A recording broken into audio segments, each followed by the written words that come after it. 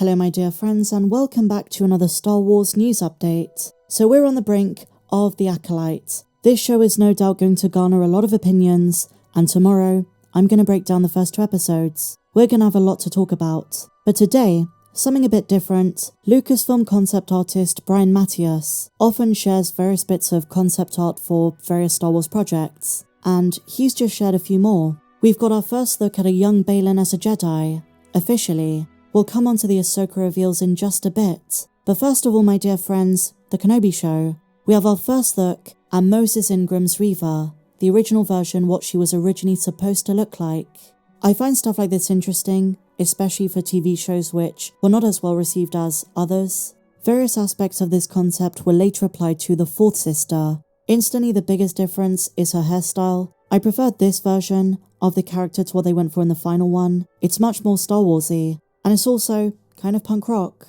While many Inquisitors carried their lightsabers on their backs, the third sister kept hers hanging on her right side. The saber was able to split into 2 separate blades, with the ringed emitter retracting at the sides so the hilt can extend and also split apart, which allowed Reva to use her Jarkai skills which she perfected under the tutelage of the Grand Inquisitor. I think the concept version of Reva and her description were way cooler than the execution, but I think that's true of most things in the show. As I say, elements from this iteration of the costume would be used for the fourth sister, who we saw in Kenobi but also more recently in Tales of the Empire Season 1. We also now have a second version of Reva, and this one puts emphasis on the fact she was once a youngling. You can see the Padawan braid emitting from just behind her right ear. I think something very interesting which they could have explored in more depth was the fact Reva was conceptualized to be a very different kind of Inquisitor. We've often talked about the fact she doesn't have a helmet, her cadence, her approach and her philosophy is very different to the others, because she was out for revenge over Darth Vader, so she was always going to be set aside as a more feisty and hungry Inquisitor for her own personal goals. And I'm not going to go on about it, but we know there are so many missed opportunities with this show. I thought Moses did as good of a job as she was asked to do. I think the writing had a lot of problems, and the final product just didn't resonate with so many. But I love seeing the concept art for recent shows and witnessing the process the creatives went through, the creative thinking and early designs, and my favourite ones are those that just didn't match the final product. A great example is Cara Dune. We've also got some more Ahsoka concept art. We see Sabine and Hera Syndulla, and this goes back to Dave Filoni trying to map out how do I translate these characters from Star Wars Rebels into the Ahsoka show. And check this out, some new concept art from the Teth Vision sequence. And did you know Ahsoka took a lot of inspiration from Rogue One, notably with the original version of the Knights Death Troopers? These weren't the regular red ones, they were the ones Sabine fought at the end of the show. Also look at Thrawn. And then Enoch. And did you know the concept art for Baylan utilised a younger Ray Stevenson? This is what Baylan would have looked like as a young man, or should I say, as a younger man, maybe just after Order 66.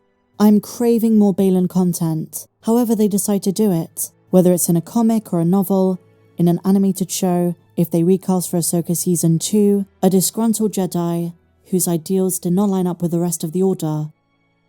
In other non-Acolyte related news, we have a pretty massive tease from D. Bradley Baker that we've not seen the last of Commander Cody, and from the sounds of things, they're going to set up another clone show, one which focuses on the events between the Bad Batch Season 3 and the time we see Rex in Star Wars Rebels with Gregor and Wolf. This has gone under the radar, so I think it's definitely worth discussing. This comes from The Hollywood Reporter, Bad Batch star D. Bradley Baker on voicing 22 characters, his favourite clone, spoiler it's Tech, and the series ending. So I'm just going to dive into the meat and potatoes. What did he say about Cody, and where we go next? Well, it should be noted, my dear friends, this was not provoked. The question he was asked is, there's no mention of Echo in the last scene of the episode. What are your thoughts on where Echo might have been at that point in time? And that of course is the epilogue scene.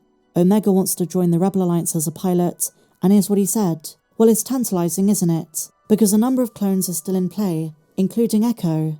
So Echo is definitely still alive, basically. And his is a really remarkable story. He's had a uniquely challenging story to overcome with how he's been put through the ringer, when he was captured and then kind of reassembled as part machine, and yet, he comes out of this with this attitude of, let's get back in there and let's make things better, and people really love that. So I'm encouraged that these threads are still open for storytelling. So, are we going to get more stories? Well, he goes on to say this. What happens to Commander Cody? Where does Echo go? How do the clones Rex and Wolf and Gregor end up getting together and then eventually ending up in a fishing spaceship on a remote planet at some point? He's talking about sea loss. How do these things happen? Everybody wants to know because they love these clones. And there is this absence of knowing when our next animated Star Wars show is going to be and what it's going to be. It sounds to me like he's implying these are questions he's talked about with Dave Filoni, Jennifer Corbett, and we might be in for some kind of announcement. It might not be anytime soon, but the fact Commander Cody's on his lips, Echo's on his mind, explaining how Rex gives up the fight and retires with Gregor and Wolf, it kind of implies to me that that is something they might think about exploring at some point in the future, in another Clone Wars-like show. And on the subject of working on the Bad Batch, he said it was one of the most challenging things in his career, working with these characters who sound alike, but are so distinctively different. Same kind of challenges as working on the Clone Wars series, but slightly different too. I think he got very emotionally invested, and he said the appeal was that these were true individuals. They got to feel different. They had a different weight, a different authority, a different attitude.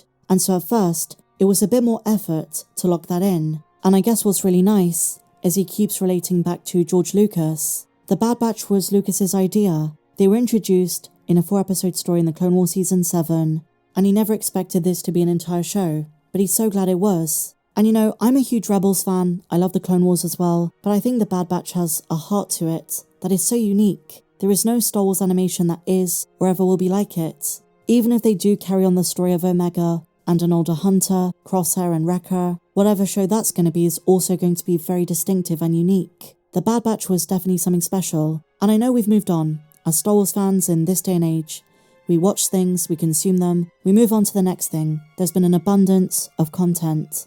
But I often think it is such a shame the Bad Batch came and went. 3 seasons just gone. I'm still talking about it, and I still love the show. I know many of you guys do too. And finally he was asked, which voice does he get asked to do the most by fans? Believe it or not, he says the fan favourite is Wrecker, which is funny because that's what I would have said. Wrecker is my favourite Batcher, and I hope we never have to see him die on screen. If they ever do want to complete his story, then let him go lightly. He deserves a lovely retirement, as do they all. But that is basically today's news, my dear friends. I hope you had fun, and I hope you enjoyed it. If you did, let me know down below. Please be sure to give me a big fat thumbs up, subscribe if you're new, and look out for my full Acolyte breakdown tomorrow. May the Force be with you, always.